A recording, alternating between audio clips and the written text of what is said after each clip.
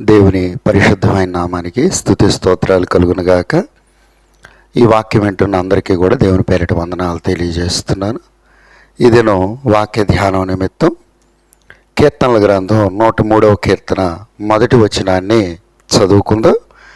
నా ప్రాణమా యెహోవాను సన్నుతించుము, నా అంతరంగమును నా సమస్తమా ఆయన పరిశుద్ధ నామమును సన్నుతించుము.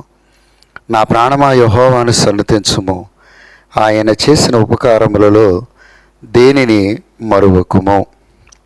దేవునికి స్తోత్రాలు కలుగునుగాక. ప్రియమైనటువంటి దేవుని యొక్క బిడ్డలారా, ఈ దినం దేవుని వాక్యంలో నుంచి ఒక శ్రేష్టమైనటువంటి సంగతిని మనం నేర్చుకుందాం. ఏంటంటే, ఈ దావీదు భక్తుని యొక్క జీవితాన్ని ధ్యానం చేస్తూ ఉన్నప్పుడు, మరి గడిచిన వారంలో నేను దావీదు భక్తుని జీవితాన్ని చదువుకుంటూ వస్తూ ఉన్నాను సమూయేలు గ్రంథంలో.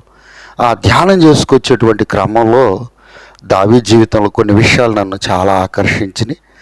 మరి ఆ విషయాలు మీతో పంచుకోవాలని ఆశపడుతున్నాను. మనందరం కలిసి దేవుని వాక్యంలో నుండి ఆ విషయాలను నేర్చుకుందాం, అవలంబిద్దాం, దేవుని ద్వారా ఆశీర్వదించబడదాం. ఏంటంటే, దావీదు జీవితంలో ఉన్న శ్రేష్టమైనటువంటి విషయం, దావీదును దేవుడు ఎందుకు ఎక్కువగా ఇష్టపడ్డాడంటే, దావీదులో కృతజ్ఞతా బుద్ధి ఉందండి.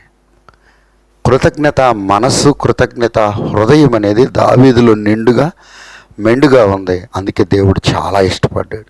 దావీదుని గురించి ఏమన్నాడు? ఇదిగో ఇతడు నేను కోరుకున్నటువంటి వాడు. మళ్ళీ ఏమన్నాడు? దావీదు నా హృదయానుసారుడు, నాకు ఇష్టమైనటువంటి వాడు. ఇలాగా సాక్షాత్తు సృష్టికర్త అయిన దేవుడే, రక్షకుడైన దేవుడే దావీదు జీవితాన్ని ఎంతో మెచ్చుకున్నాడు. కారణం ఏంటి? దావీదును ఎందుకు దేవుడు నిలబెట్టాడు? గమనించండి. దావీదుకు ముందుగా సౌలు అనేటువంటి రాజు ఉన్నాడు. మరి ఈ రాజు జీవితంలో మనం చూసినప్పుడు, ఈ సౌలును కూడా ఎంతో దీనహీన స్థితిలో ఉన్న వ్యక్తిని లేవనెత్తి రాజుగా చేశాడు, ఆశీర్వదించాడు, ఇశ్రాయేలు సామ్రాజ్యం అంతటిని అప్పగించాడు. కానీ తర్వాత కాలంలో తప్పిపోయి దేవుని మాట వెనక పతనమై నాశనం అయిపోయింది. కుటుంబం కూడా నష్టపోయాడు. ఆలోచన చేయండి. తానే కాదు, తన పిల్లల సైతం, కుటుంబం సమస్తం నష్టపోయి నశించిపోయాడు. కారణం ఏంటంటే, తన జీవితంలో దేవుని మాట వెనక తప్పిపోయాడు. తప్పిపోయిన వ్యక్తి ఎందుకు తిరిగి రాలేకపోయాడు దేవుని దగ్గర కంటే కృతజ్ఞత లేక. సౌలు జీవితంలో ఎందుకో దేవుని పట్ల కృతజ్ఞత లేదు. దేవుని కార్యాలను జ్ఞాపకం చేసుకొని దేవుని మేలులు తలపోసుకునేటువంటి మనస్తత్వం లేకుండా పోయింది. అందుకే పతనం అయిపోయాడు. మరి దావీదు జీవితంలో కూడా గమనిస్తే, దావీదు ఎంతో నమ్మకస్తుడు, కానీ బెత్షెబ విషయంలో తప్పిపోయాడండి. తప్పిపోయినప్పుడు దేవుడు చాలా శిక్షించాడు. ఎంత అంటే కుటుంబము పరిస్థితులు అల్లకొల్లాలం అయిపోయినాయి. దావీదును బహుగా శిక్షించేశాడు దేవుడు, నలిపి పారేశాడు ఒక మాటలో చెప్పాలంటే. మరి అయినా దావీదు దేవునికి ఎందుకు దగ్గరగా ఉన్నాడంటే, దావీదు దేవుని పట్ల ఎంతో కృతజ్ఞత కలిగినటువంటి వ్యక్తి. కాబట్టి మనం దావీదు జీవితంలో నేర్చుకునేది ఏంటంటే, దావీదుకున్న శ్రేష్టమైన స్థితి కృతజ్ఞతా భావము, కృతజ్ఞత మనస్సు, హృదయం, బుద్ధిని కలిగి ఉన్నాడు. అది దేవుడు ఇష్టపడుతున్నాడు. ఈరోజు దేవుని బిడ్డలమైన మన జీవితాల్లో కూడా మనం కూడా కృతజ్ఞత మనస్సు అనేది చాలా చాలా అవసరం.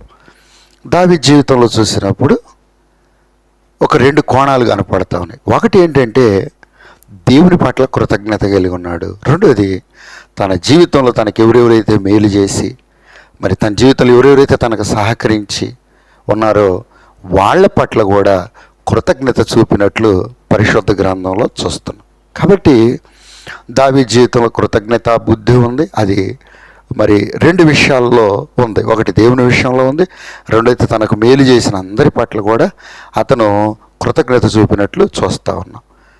మరి మొదటి విషయాన్ని ఆలోచన చేద్దాం. ఇప్పుడు చదువుకున్నటువంటి వాక్యంలో ఏమంది? ఆయన చేసిన ఉపకారములలో దేనిని మరువకు. ఇదండి దావీదును దేవునికి సన్నిహితంగా చేసిన కారణం ఏంటంటే కృతజ్ఞత. దేవుని పట్ల తన జీవితంలో దేవుడు చేసిన మేలు ఎప్పుడు మర్చిపోలేదండి. గమనించండి ప్రియులారా, దేవుడు చేసిన మేలు మనం ఎన్నటికీ కూడా మరిచిపోకూడదు. ఈరోజు నేనైనా మీరైనా మనం ఈ స్థితిలో ఉన్నామంటే కారణం అది దేవుని వల్లనే. కాబట్టి మనం దేవునికి ఎప్పుడు కృతజ్ఞతలు చెల్లిస్తూ మనం ఆయన హత్తుకొని ఆయన కొరకు పరిశుద్ధంగా జీవించడం అనేదే దేవుడు కోరుకుంటున్నటువంటి గొప్ప సంగతి. మనం గమనించినప్పుడు కృతజ్ఞత అనేది మాటల్లో కాదు కానీ క్రియలలో కనపడాలి. చాలామంది జీవితాల్లో చూస్తూ ఉంటాను, సంఘాలలో మరి దేవుడు ఎన్నో గొప్ప గొప్ప మేలులు ఉపకారాలు చేస్తూ ఉంటారు. వాళ్ళు లేచి నిలబడి చిన్న సాక్ష్యం చెప్తారు, ప్రభు మాకు ఇలా చేశారు. మరి కొంతమంది అయితే ఓ కృతజ్ఞత కూడికి పెట్టేసుకొని చేతులు దులిపేసుకుంటారు, అయిపోయింది కృతజ్ఞత అని. ఇది కాదు కానీ క్రియలతో కూడినటువంటి కృతజ్ఞత అనేది మనం నేర్చుకుందాం. అది దావీదు జీవితంలో మెండుగా ఉంది. 2 సమూయేలు గ్రంథం 7వ అధ్యాయం 1 నుంచి చదువుకుంటూ వెళ్తే, దావీదు రాజుగా స్థిరపడ్డాడు. నలుదిక్కుల శత్రువుల విషయంలో నెమ్మది కలిగింది. తన రాజనగర్లో ఉండి కూర్చొని ఆలోచన చేస్తున్నాడు, దేవుడు నాకు ఇంత మేలు చేశాడు, ఒకప్పుడు నా స్థితి ఏంటి, ఈరోజు నా స్థితి ఏంటి ఆలోచన చేసుకొని, మరి నా దేవునికి నేను కృతజ్ఞత కలిగి ఉండాలని, దేవునికి ఒక మందిరం కట్టాలని ఆలోచన చేశాడు. నేనైతే రాజనగర్లో ఉన్నాను, దేవదారు రాణులు కలిగిన ఇంట్లో, నా దేవుని మందసం గుడారాల్లో ఉందని ఆలోచన చేసి, మరి నాతాను ప్రవక్తను పిలిపించి ఒక మందిరం కడదామన్నప్పుడు నాతాను ప్రవక్త ఇష్టం అన్నాడు. కానీ ఆ రాత్రి దేవుడు నాతాను ప్రవక్తతో మాట్లాడితే వచ్చి నాతాను ప్రవక్త దావీదుతో చెప్పాడు, ఇదిగో మందిరం కట్టడం నీకు చేత కాదు, ఎందుకంటే నీ చేతులు రక్తం బహుగా ఒలికించినాయి, కాబట్టి నీ రాజ్యాన్ని నీ సింహాసనాన్ని స్థిరపరుస్తాను, నీ సంతతిలో నుంచి ఒకని చేత నేను మందిరం కట్టించుకుంటాను, కాబట్టి తరతరాలు నీ సింహాసనం స్థిరపడిద్ది నా సన్నిధిలో, నీకు నేను యెరూషలేములో ఒక దీపాన్ని ఉంచుతానని ఇట్లా వాగ్దానాలు చేశాడు. కారణం ఏంటి? దావీదు దేవుని పట్ల ఉన్న కృతజ్ఞతా భావం తరతరాలకు దేవుని సంపాదించింది. తెలుసా, ఒక మనిషిలో దేవుని పట్ల ఉన్న నిజమైన కృతజ్ఞతా భావం తన సంతతికి గొప్ప దీవెని తీసుకొచ్చి పెడుతుంది. దావీదు అలా సంపాదించాడు. ఆ మాటలన్నీ విన్న దావీదు మందిరానికి వెళ్ళి, ప్రభు నేనే ఎంతటి వాడిని పాటివాడిని, నన్ను ఎంతగా హెచ్చించుటకు నా సంతానాన్ని జ్ఞాపకం చేసుకున్నట్టుకను అని అక్కడ అంటాడు, దయచేసి నా కుటుంబాన్ని సన్నిధిలో స్థిరపరచు, నా కుటుంబం నీ ద్వారా ఆశీర్వదించబడేటట్లు సహాయం చేయమని దేవుని వేడుకున్నట్లు మనం చూస్తున్నాం. ఆ తర్వాత కాలంలో దేవుడు మందిరం కట్టొద్దన్నాడు కదండి, చేతులు దులుపుకొని ఇంట్లో కూర్చోాలి. అర్థమవుతుందా? చాలామంది దేవుడు వద్దన్నాడు లేని మౌనంగా ఉంటారు. కానీ దావీదు అలాంటి వ్యక్తి కాదు. దేవుని మందిరం మీద మక్కువ అండి. ఎంత మక్కువ అంటే, నా దేవునికి నేను ఒక మందిరం కట్టాలి. దేవుణ్ణి ప్రేమించాడు, దేవుని మందిరాన్ని ప్రేమించాడు. అందుకే అంటాడు, ఒక్క దినం నీ మందిరంలో గడపటం నాకు ఎంత ధన్యత, పిచ్చుకలకు నివాసం ఉందయ్యా, వానకోవిలకు గూటి స్థలం ఉంది నీ బలిపీఠ దగ్గర, నాకు కూడా నా యాస అంతా నీ మందిరంలో ఉండాలి. ప్రియులను ఎంత ఆశ కలిగిన దావీదు దేవుడు వద్దన్నాడు కదని వదిలిపెట్టేయలేదు, కానీ మందిరానికి అవసరమైన సమస్త సామాగ్రిని సమకూర్చి పెట్టాడండి. వెండి, బంగారము, ఇత్తడి, ఇనుము, వెలగల రాళ్ళు, దేవదారు మురానులు, ఇంకా దేవుని సన్నిధిలో పరిశుద్ధాత్మతో నింపబడిన వాడే కావలసిన మత్సుకులు అంటే ప్రణాళికలు, ప్లాన్స్ అన్ని దేవుడి దగ్గర నుండి సంపాదించాడు దావీదు. అన్నీ సమకూర్చాడు. తన వృద్ధాప్యంలో ఇదిగో అందరినీ పిలిపించాడండి, గోత్రపు పెద్దలు, ప్రధానులు అందరినీ పిలిపించి, అప్పటికి సొలొమోను రాజు అయ్యాడు. అప్పుడు మాట్లాడుతున్నాడు, నా కుమారుడును ధైర్యం తెచ్చుకొని మందిరం కట్టు అని చెప్తున్నాడు. ఇదిగో ఈ సంపద అంతా కూడా ప్రజల ముందు పెట్టి, సంపద అంతా నా దేవునికి నేను ప్రతిష్ఠిస్తున్నాను, మీరు కూడా అలా చేయమన్నప్పుడు దావీదు ప్రేరేపణ చూసిన అందరూ కూడా ప్రేరేపించబడి దేవుని మందిరానికి నిర్మాణానికి ఇచ్చినట్లు చూస్తున్నాం. చూడండి ప్రియులారా, దావీదు నోటి మాటలతో కాదు కానీ క్రియలతో కూడిన కృతజ్ఞత భావాన్ని దేవుని పట్ల చూపాడు. ఇది నిజమైన కృతజ్ఞత. చాలామంది నోటి మాటల చేత దేవుని మీద ప్రేమ చూపుతుంటారు, కానీ క్రియలతో కూడిన ప్రేమ అనేది మనుషులు ఎందుకు చూపించలేకపోతున్నారండి. ఆలోచన చేయండి ప్రియులారా. ఈ కడవరి దినాల్లో మనం కూడా ఇలాంటి భక్తిని నేర్చుకోవాలి. ఇంకా మనం పరిశుద్ధ గ్రంథంలో చూసినప్పుడు ఇంకొక సందర్భాన్ని గుర్తు చేస్తాను. ఏంటంటే, దావీదు యెరూషలేములో ఉన్నాడు. మందస్సం వచ్చేసరికి కిర్యత్యారీంలో దాదాపు 20 సంవత్సరాలు అక్కడ ఉంది. ఇప్పుడు జరిగిన విషయం ఏంటంటే, అక్కడి నుంచి మందసాన్ని దావీదు పురానికి అంటే యెరూషలేముకు తీసుకురావాలని ఆశ కలిగి ప్రయత్నం చేశాడు.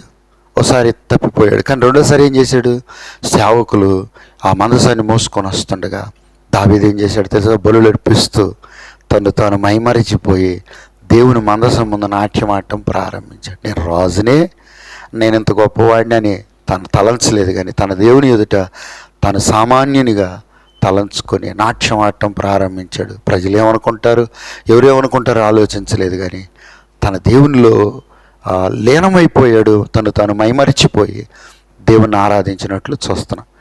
భార్య యెరూషలేములోకి రాగానే మేకాల కిటికీలో చూసి హీనపరిచిందంట తన మనస్సులో.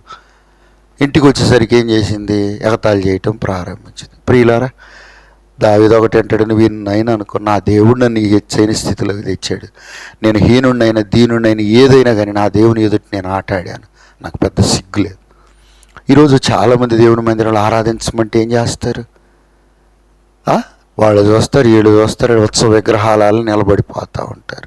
ఎంత తప్పు అయిన విషయం అంటే, నీ పట్ల నా పట్ల దేవుడు చేసిన ఉపకారాలను బట్టి కదా మనం ఈరోజు నిలవబడాను. అలాంటి మహాదేవునికి, యేసయ్యకు మనందరూ ఎంత నిండు మనసుతో కృతజ్ఞతలు చెల్లించాలి. మైమరిచిపోయి దేవుణ్ణి ఆరాధించే స్థితిలోనికి రావాలి. కాబట్టి ప్రియులారా, దావీదు మొట్టమొదటిగా తన దేవుడైన యెహోవా పట్ల నిజమైనటువంటి కృతజ్ఞత భావాన్ని కలిగి ఆ కృతజ్ఞతను చెల్లించాడు, చూపించాడు. ప్రభువును ఆరాధించి తన జీవితాన్ని దేవునికి అర్పించుకొని బ్రతికాడు. అట్లానే రెండో విషయాన్ని మనం గమనించినప్పుడు, దావీదు జీవితంలో దేవుడి చేసిన మేలులే కాదు కానీ మనుషులు కూడా తనకు చేసిన ఉపకారాలను తన జీవితంలో జ్ఞాపకం ఉంచుకున్నాడు. ఇది చాలా ప్రాముఖ్యమైనటువంటి విషయం. ఈరోజు చాలామంది మనుషుల్లో చూస్తే ఏంటంటే మేలులు పొందుతారు, ఉపకారాలు పొందుతారు, కానీ ఆ మనుషులను గుర్తుపెట్టుకుని వాళ్ళకు ఉపకారం చేయరండి. మనుషులు ఈరోజు స్వార్థపరులు అయిపోయారు. వాళ్ళు బ్రతికిందే బ్రతుకైపోయింది, వాళ్ళు జీవించింది తిన్నదే అయిపోయింది తప్ప ఎదుటి మనిషిని గురించి ఆలోచించే పరిస్థితులు ఈరోజు సమాజంలో కనబడతలేదండి. బస్సులో కూర్చునే దగ్గర నుంచి, ట్రైన్లో కూర్చునే దగ్గర నుంచి, మరి లేకపోతే ఇంకొకటి ఏదైనా చిన్న చిన్న విషయాలే ఎంతో స్వార్థంగా ఈరోజు మనిషి నడుచుకుంటున్నాడు. మనం ఆ స్వార్థాన్ని విడిచిపెడదాం. మనకి ఎవరైతే మేలు చేశారో వాళ్ళని మనం తప్పకుండా జ్ఞాపకం చేసుకుని వాళ్ళకి మేలు చేయటం అనేది నేర్చుకుందాం ప్రియులారా. 2 సమూయేలు గ్రంథం 9:1 చూస్తే దావీదు స్థిరపడ్డాక అంటాడు, యోనాతాను అనేటువంటి వ్యక్తిని బట్టి మేలు చేయటానికి అతని కుటుంబంలో ఎవరైనా ఉన్నారా అని అడుగుతూ ఉన్నాడు. ఆలోచన చేయండి. ఎందుకంటే సౌలు యొక్క కుమారుడు యోనాతాను దావీదు యొక్క నిజ స్నేహితుడు. ఎన్నోసార్లు ఎన్నో ప్రాణాపాయాల్లో నుంచి కాపాడాడు. వాళ్ళిద్దరు నిబంధన చేసుకున్నారు, కానీ దావీదు మర్చిపోలేదండి. రాజు అయినప్పటికీ కూడా మర్చిపోవాలి. కొంతమంది ఉంటారు దేనహీన స్థితిలో ఉన్నప్పుడు ఒక రకంగా ఉంటారు, దేవుడు కాస్త హెచ్చించిన తర్వాత తమ స్థితిగతులు మరిచిపోయి మనుషుల్ని లెక్క చేయకుండా బ్రతుకుతూ ఉంటారు. మనం ఆ స్థితిలో ఉండకూడదు ప్రియులారా. దావీదు రాజు అయినప్పటికీ కూడా తన స్నేహితుడైన యోనాతాను కుమారుడైన మెఫీబోషెతును పిలిపించి రాజు బల దగ్గర కూర్చొని భోజనం చేసే స్థితినిచ్చాడు తన జీవితకాలం. ఆలోచన చేయండి, మనుషులు చేసిన మేలులు కూడా మర్చిపోకూడదు. ఒకవేళ మనకు మేలు చేసిన మనుషులు చచ్చిపోవచ్చు, కానీ వాళ్ళ సంతతికైనా మనం దయచూపాల, ఆ రుణం తీర్చుకోవాలి. అది దేవుడు కోరుకునేటువంటి విషయం. ఆ తర్వాత 10వ అధ్యాయంలో చూసినప్పుడు అక్కడ నాహాష్ అనే ఒక రాజు కనపడుతున్నాడు. ఈ నాహాష్ రాజు కూడా దావీదు కష్టకాలంలో ఎంతో ఆదుకున్నాడండి. అతను చనిపోయినప్పుడు తన కుమారుడైనటువంటి హానును ఆదరించడానికి మనుషులను పంపినట్లు మనం చూస్తున్నాం. చూడండి దావీదులో ఎలాంటి కృతజ్ఞత బుద్ధి అనేది ఉందో. ఇంకా తర్వాత 2 సమూయేలు 19:31 నుంచి కనుక చదివితే అక్కడ బర్జిల్లై అనేటువంటి ఒక వ్యక్తి కనపడుతున్నాడు. ఈ వ్యక్తి పట్ల కూడా ఎంత కృతజ్ఞత కలిగి మాట్లాడుతున్నాడు తెలుసా?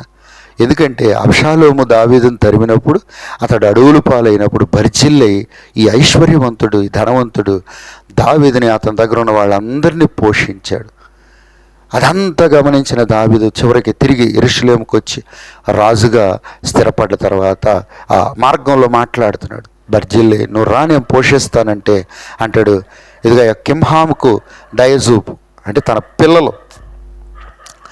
పిల్లలకు దయచూపమని చెప్పేసి కోరుకుంటా ఉన్నాడు. ఆ తర్వాత చదువుకుంటూ వెళితే దావీదు తన జీవిత కాలంలో తన ఆ బర్జిల్లై పిల్లలకు దయ చూపాడు. ఇంకొక గొప్ప సంగతి చెప్పమంటారు, తాను చనిపోయేటప్పుడు సొలొమోనుకు కూడా చెప్పాడు, బర్జిల్లై పిల్లల్ని జ్ఞాపకం చేసుకుని బల్ల దగ్గర వాళ్ళకి భోజనం చేసే కృపని. చూడండి ప్రియులారా, దావీదు ఎంత అంత కృతజ్ఞత మనుషుల పట్ల కూడా. ఈరోజు మనకి ఎలాంటి కృతజ్ఞత ఉందో ఆలోచన చేసుకుందాం. నీకు మేలు చేసిన మనుషులను మర్చిపోతున్నావా? గుర్తు చేసుకొని మరి మేలు చేస్తున్నావు. దావీదు ఇంకెంత ఉపకారో తెలుసా? సౌలు పలుసార్లు కీడు చేయాలని తరిమాడు. పక్షిని తరిమినట్టు తరిమేశాడు. వేటగాడు పక్షిని ఎట్లా తరుగుతాడో అట్లా తరిమాడు. 2 సార్లు దావీదుకి సౌలును చంపే అవకాశం దొరికింది, దేవుడే ఇచ్చాడు. కానీ చంపలేదండి. దేవుడు అభిషేకించిన వాడిని నేను ఎట్లా చంపుతాను? చుట్టూ ఉన్న వాళ్ళు ప్రేరేపించారు. అయినా సరే నేను చంపను అని చెప్పేసి ఒక నిర్ణయానికి వచ్చేసాడు. ప్రియమైన దేవుని బిడ్డలారా, ఆలోచన చేద్దాం. సౌలు అంటాడు, అయ్యా నేను నీకు అపకారం చేయాలనుకున్నాను, కానీ నువ్వు నాకు ఉపకారం చేశావు. దేవుడు నిన్ను ఆశీర్వదిస్తాడు. చూసారా, శత్రువుల చేత కూడా దీవించబడ్డాడు. అపకారికి కూడా ఉపకారం చేసేటువంటి మనస్తత్వం కలిగిన వాడు దావీదు. కాబట్టి ఈరోజు దేవుని సన్నిధిలో చేరినటువంటి మనందరం కూడా ఈ శ్రేష్టమైన సంగతులను జ్ఞాపకం చేసుకుందాం. దావీదు జీవితంలో నుంచి మనం కృతజ్ఞత బుద్ధిని, భావాన్ని నేర్చుకుందాం. కృతజ్ఞత మనసు, హృదయాన్ని నేర్చుకుందాం. 2 విషయాల్లో మనం కృతజ్ఞత కలిగి ఉండాలి. ఒకటి దేవుని విషయంలో కలిగి ఉండాలి. రెండోది మనకు మేలు చేసినటువంటి మనుషుల విషయంలో కూడా మనం ఉపకారం చేయాలి. ఇక్కడ ఇంకో మాట చెప్పి ముగిచ్చేస్తే ఏంటంటే, మనం ఎదుటి వాళ్ళకి మేలు చేయకపోయినా పర్వాలేదు, కానీ కీడు చేయకుండా ఉంటే చాలండి. నిజం ప్రియులారా, వాళ్ళు శత్రువులైనా సరే, మరి ఇంకొకళ్ళు ఎవరైనా సరే, ఎదుటి మనుషులకు మనం కీడు చేయక చేతనైతే మేలు చేద్దాం, లేకపోతే మౌనంగా ఉందాం తప్ప ఎవరికి కూడా మనం కీడు చేసి బ్రతకూడదు. దేవుడు ఇష్టపడ్డండి. ఎందుకంటే ఏదైతే మనం చేస్తామో అది ఒకరోజు మన నెత్తి మీదకి వస్తుంది. రెండోది ఏదైతే విత్తుకుంటామో ఆ పంటను మనం ఒకరోజు కోసుకుంటాం. కాబట్టి మనందరం దేవునికి మనుషుల ఎడలను కృతజ్ఞత కలిగి బ్రతుకుదాం. దేవుడు ఈ మాటలు ఫలింపు చేయనుగాక. ఆమేన్. ప్రార్థన చేసుకుందాం. కృపగల దేవుడా, పరిశుద్ధుడ, వందనాలయ్య. ఈరోజు వాక్యం మా హృదయాల్లో ఫలింపజేయండి దేవా. కృతజ్ఞతాభావం బుద్ధిని మాకు దయచేయండి ప్రభువా. మీ ఎడలను మనుష్యుల ఎడలను మేము కృతజ్ఞమే బ్రతుకుట కృపని, ఈ శ్రేష్టమైన గుణగణాలను మాకు నేర్పమని, ఈ వాక్యం అందరిలో ఫలింపజేయమని క్రీస్తు పేరట వేడుకొనుచున్నాము తండ్రి. ఆమేన్. అందరికీ వందనాలండి.